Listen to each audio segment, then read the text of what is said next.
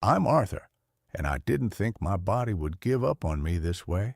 Not all at once, not in some dramatic collapse, just slowly, quietly, piece by piece. I used to think health was something you only worried about when something was wrong, and for most of my life, nothing felt wrong. I woke up, went to work, ate what I wanted, slept when I could. I felt fine. That word carried me for decades.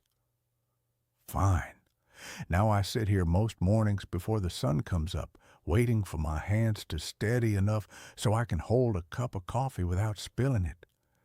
And I think about how many years I told myself I'd take care of things later.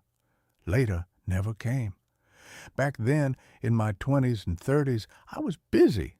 That's the word we all use, busy. It sounds important, necessary. I had a steady job, long hours. Nothing glamorous, but it paid the bills. I told myself that was what mattered. Lunch was usually at my desk. Fast food, something quick, something easy. I didn't think much about it. It was just fuel to keep going. My wife used to say, "We should go for a walk after dinner." And I'd say, "Maybe this weekend." There was always a weekend coming.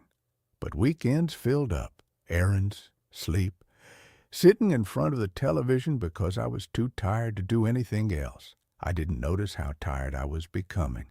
It didn't happen all at once. It crept in.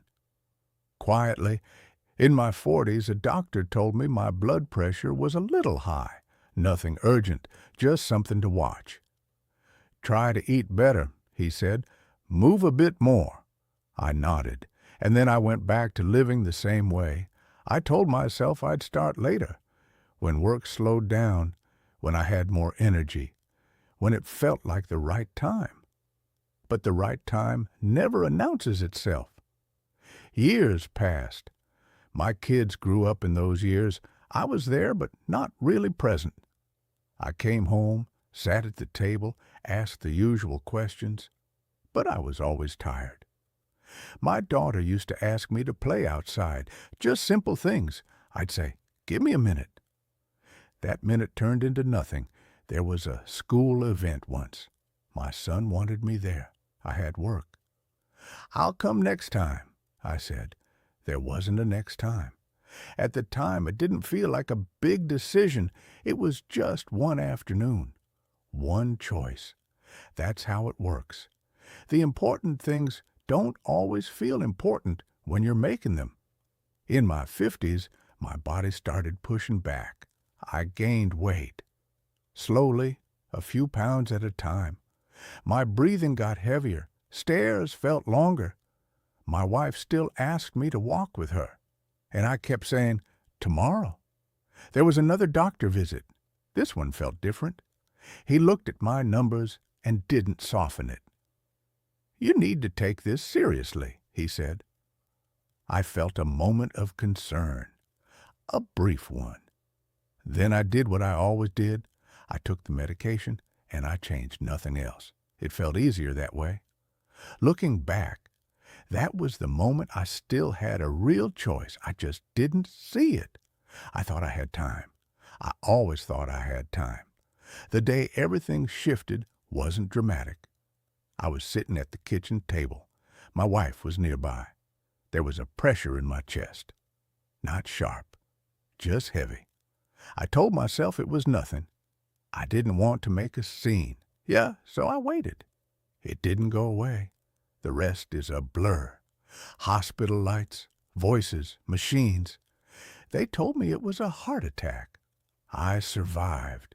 Everyone said I was lucky. And maybe I was. But after that, nothing was the same.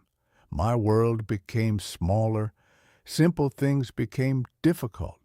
Walking too far, standing too long. I started noticing every ache, every breath. You don't realize how much freedom you have in your body until it's gone. My wife stayed with me through all of it. Appointments, medication, adjustments. She never blamed me. She didn't have to. A few years later, she got sick. And this time, I wanted to be strong for her. I wanted to show up the way she had for me, but I couldn't. I got tired too fast. Needed to sit down. Needed help myself. I remember standing in the living room, watching her struggle, and feeling completely useless. And I had this thought I couldn't shake. If I had taken care of myself, maybe I could take care of her now. That thought stays with you. She passed not long after, and the house went quiet. Too quiet. Now it's just me. And this body I didn't listen to when it was still speaking gently.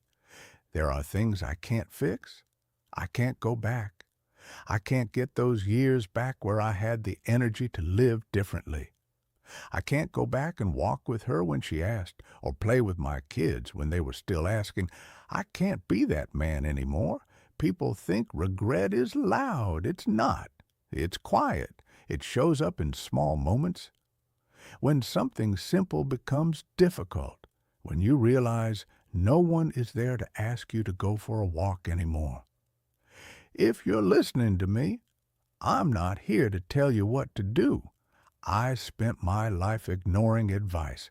But I will say this, the small things matter more than you think. The walk you skip, the meal you don't think about, the checkup you delay. They don't feel important in the moment, but they add up, slowly, quietly, until one day you don't have the same choices anymore. I thought I was being responsible, working, providing, and I was. But I didn't understand that taking care of myself was part of that.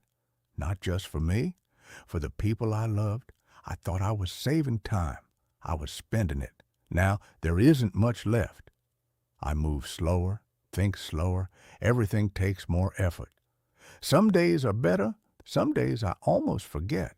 But most days, I remember. I remember how easy it would have been to start earlier. Not to change everything, just something.